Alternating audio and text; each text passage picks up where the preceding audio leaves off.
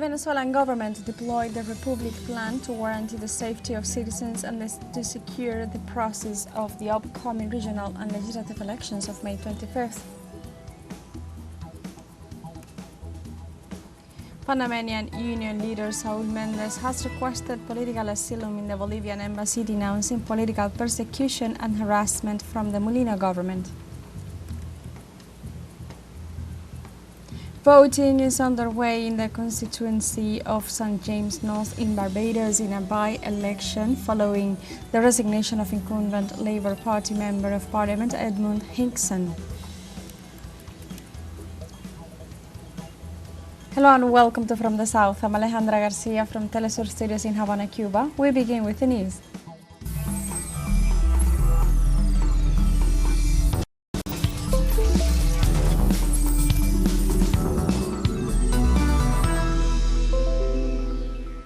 On Wednesday, the Venezuelan Armed Forces deployed the Republic Plan to guarantee the safety of citizens and to secure the process of the upcoming regional and legislative elections of May 25th.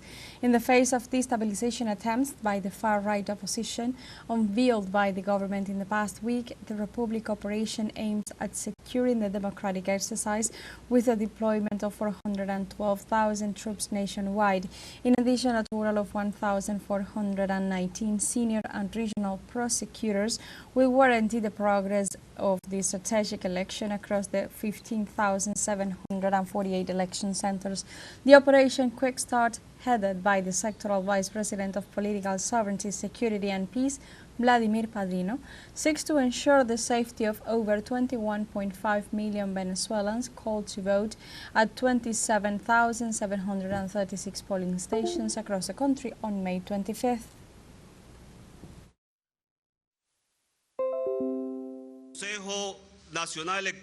From the National Electoral Council, this is a symbolic act, and it also marks a milestone in the electoral calendar,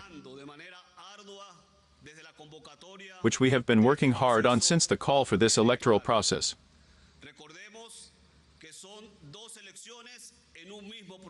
Let us remember that there are two elections in the same electoral process, where 569 positions will be elected throughout the national territory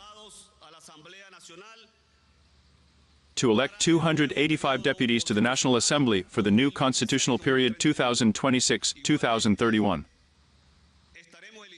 We will also be electing 260 deputies to the legislative councils and 24 governors. Quintero also pointed out that this will be the first election of a governor for the state of Guyana Esequiba.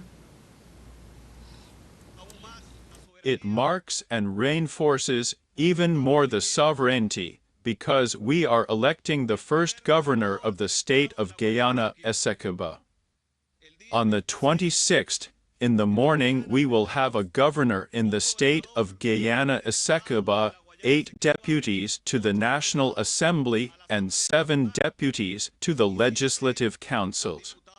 And it is the popular mandate expressed by the people of Venezuela in the consultative referendum of December 3, 2023. We are then closing a cycle of sovereignty and raising the expression of the institutionality of the vote. As part of the Back to the Homeland plan, Venezuela received a new flight carrying a total of 90 nationals who were sent from Texas in the United States. In the early hours of Wednesday morning, a plane carrying 77 men, 6 women and 7 children landed at Simon Bolivar International Airport in Maiquetía. This was part of the safe return of Venezuelans to their homeland.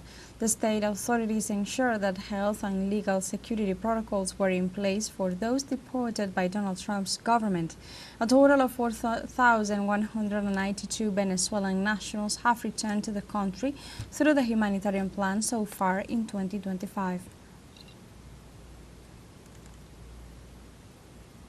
Brazil's Chucuru indigenous nation has just finished its 25th annual assembly. Our correspondent in the South American country, Brian Meir, has more. After 3 days of debates, speeches from visiting politicians and indigenous leaders, and a plenary which produced a collective statement denouncing criminalization of indigenous people in Brazil, Chief Marcos Chucuru led thousands of followers on a long march down from the Ururuba Hills into downtown Pesqueira, Pernambuco. These commitments we carry extend far beyond me. They are for our ancestors. They are Mother Earth, our Mother Nature, calls us to continue our mission to watch over, protect, and care for this land that we will return to one day and become one with. In addition to unifying the Chucuru from over a dozen villages on their 28,000-hectare reserve in the Ururuba Hills, this year's march, marking the end of the assembly, was an important show of political force at a moment in which a group of far-right politicians aligned with ex-President Bolsonaro are using dirty legal maneuvers to try to remove Chief Marcos from office. We believe nothing could be more fitting dedicating our 25th Assembly to the issue of criminalization, especially as Chief Marcos, current leader of the Chucuru people and son of Chief Chicao, faces such persecution. And he's not alone. Today, with the rise of social media and an increasingly extreme conservatism, racism has become disturbingly normalized. In 1998, Chief Marcos's father, Chief Chicao, a beloved leader who led a return to the Chucuru's traditional religion to mobilize his people to fight for their rights, was assassinated by ranchers. This year's annual march was special because for the first time, Chief Marcos led it as the democratically elected mayor of Pesqueira. We are ending our event today at the location where they murdered Chief Chicao. He died here 27 years ago on this day. For we Chucuru, this is a moment of pride. The Chucuru are well aware of the challenges that lie ahead, as a passage from the Assembly's final declaration reads, "From a violated past to a criminalized present, we will resist." Brian Mir, teleSUR, Pesqueira, Pernambuco. Panamanian union leader Saul Mendez has requested political asylum in the Bolivian Embassy, denouncing political persecution and harassment from the Molino government. After almost 30 days of indefinite strike in defense of the country's sovereignty and against the government's reforms to the social security system, the Secretary General of the Construction Workers Union, Sontrax, is currently at the Bolivian Embassy after denouncing threats and persecution at hands of unidentified agents. Panama's Executive and Prosecutor's Office have carried out a series of anti-union measures, raiding headquarters, freezing union assets, increasing repressions and detaining workers. In this context, Sontrax has denounced this as a campaign that seeks to silence the workers' movement. Voting is underway in the constituency of St. James North in Barbados in a by-election following the resignation of incumbent Labour Party Member of Parliament Edmund Hinkson. Precisely, Hinkson, who had represented the constituency in the House of Assembly since 2013 general election, resigned from the elected position on April 25th. That same day, Prime Minister Mia Mottley announced the date of the polls, with President Sandra Mason issuing a day later a writ for the election to take place. Nominees were registered on May 6th, with the 4 elected candidates being Shad Blackman from the Barbados Labour Party, Felicia Dujan from the Democratic Labour Party, Alex Mitchell from the Bajan Free Party, and Stephanie Williams from the Community Empowerment Party. In this context, thousands of constituents head to the polls, which will be open from 6 a.m. to 6 p.m., in which constitutes the first by-election held after Barbados became a republic.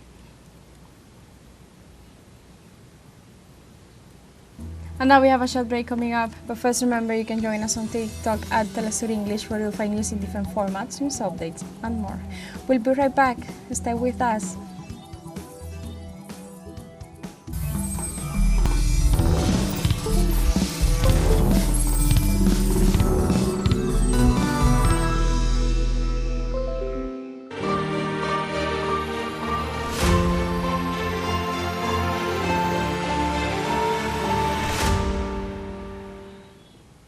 Welcome back to From the South. Russian President Vladimir Putin visited the Kursk region for the first time since its liberation. During his tour of the region on Tuesday, the Russian leader visited the construction site of the new Kursk's second nuclear power plant in the city of Kurchatov. On Wednesday, President Putin also held a meeting with Governor Alexander Kinstein, as well as the heads of local municipalities and volunteers who have been helping those affected by the Kyiv incursion. The Russian head of state said the country stands united as a team, adding that it was the unquestionable success of all their endeavors. The president said that the situation in Kursk region remains difficult even after its full liberation, as Ukrainian forces continue their attempts to move towards the Russian border.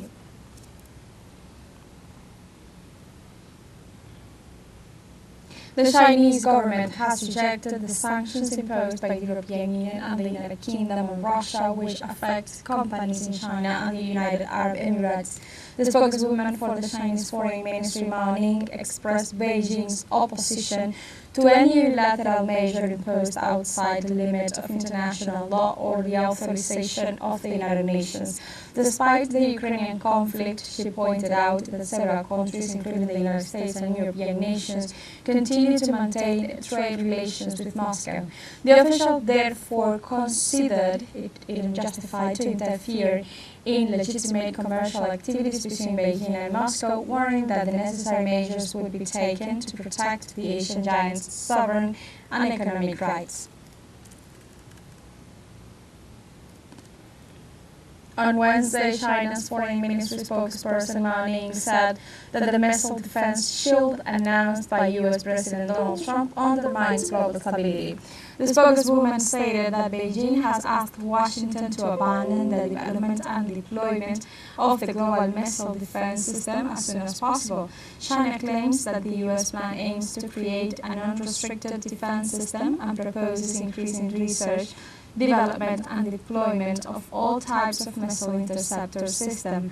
This would increase the risk of a global arms race. On Tuesday, the U.S. President announced the creation of the Gold Dome system, which is expected to cost $175 billion.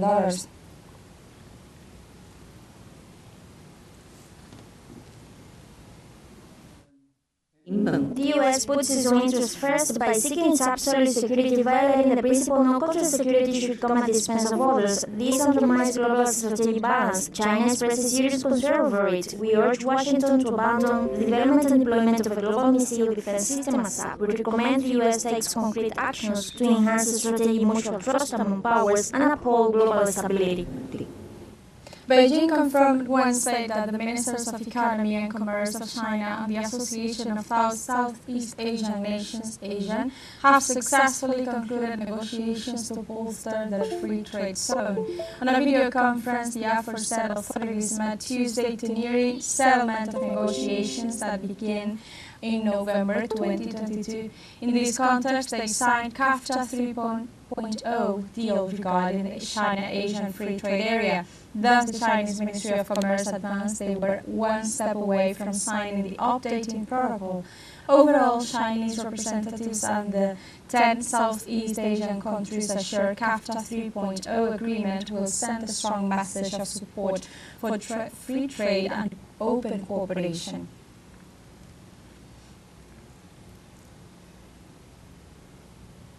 In other news, a suicide attack in Pakistan left 6 people, including children, dead and nearly 40 others wounded. The Pakistani authorities reported that the attack had targeted a school bus carrying a large number of students from the Armed Forces public schools. They also confirmed that an investigation had been launched at the scene, while local hospitals were placed on high alert due to the severity of the injuries. Pakistan's Prime Minister Shehbaz Sharif strongly condemned the cowardly attack and expressed his deep sadness at the death of 4 children.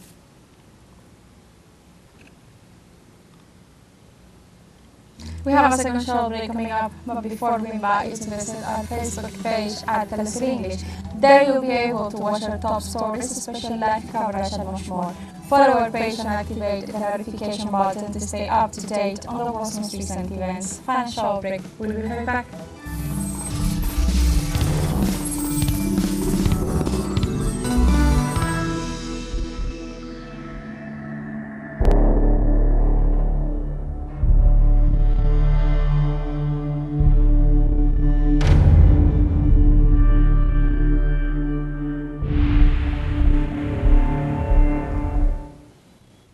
Welcome back to From the South. The Palestinian Authority has reported an Israeli attack on a diplomatic delegation in the northern part of the occupied West Bank. The attack took place in the Jenin refugee camp, where a delegation of Arab and European ambassadors and consuls were assessing the scale of the humanitarian crisis in the area. The Palestinian Ministry of Foreign Affairs stated that the attack constitutes a flagrant violation of international law and the fundamental principles of diplomatic relations set out in the Vienna Convention.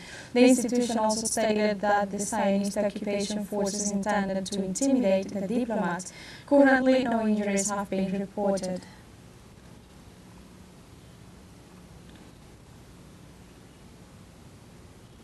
In this context, the government of Venezuela condemned the incident through its foreign minister Ivan Hill.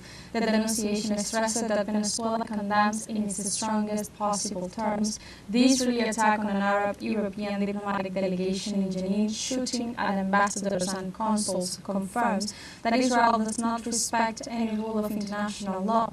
They think they are above everything, above life itself and above diplomacy. In addition, the Venezuelan authority stressed this is barbarism, is genocide, led by the war criminal Netanyahu. It is a war against humanity itself, and closed by denouncing how even in these circumstances we see the complicit silence of some governments. It is a criminal as the bullets and bombs falling on the Palestinian people.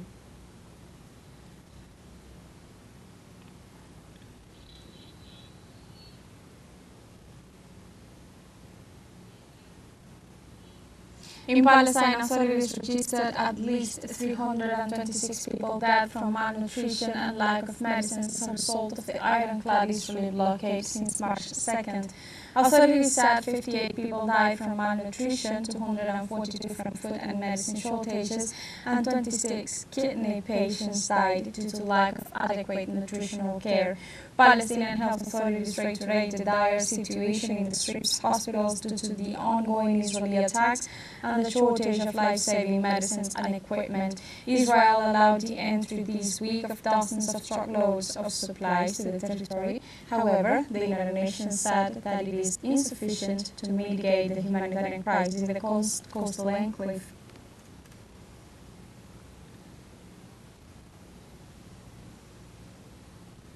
Meanwhile, the Israeli side continues to violate its commitments and obligations by continuing to prevent the entry of life-saving aid through the Kerem Shalom crossing south of the Gaza Strip for the third day in a row. The occupation has stopped the entry of aid without any legal or humanitarian justification at a time when the enclave is suffering from a severe shortage of food, medicine and fuel. Israel has pursued a policy of systematic starvation against an estimated 2.4 million Palestinians.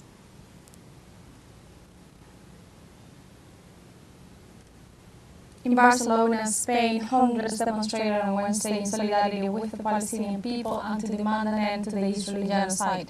The main mobilization took place in the Rabat neighborhood to mark a year of the encampment in solidarity with Palestine, where several university students and faculty denounced the complicity of the government and education institutions in the ongoing genocide committed by Israel in the Gaza Strip. Like this, students from the Autonomous University of Barcelona called on a new encampment to protest against Tel Aviv's actions with activities including barges and public tribunes. In addition, students are calling out the government of Prime Minister Pedro Sanchez for failing on its promise to halt arms trades with the Zionist regime.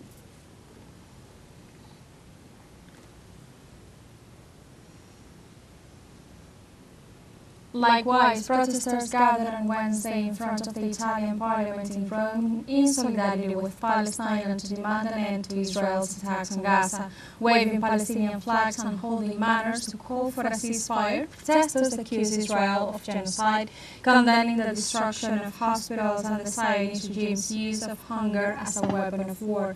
Demonstrators denounced Tel Aviv's actions as an ongoing crime against humanity. The mobilizations happened as Israeli strikes continue to pound the Gaza Strip after the intensification of the offensive, despite a surge in international anger.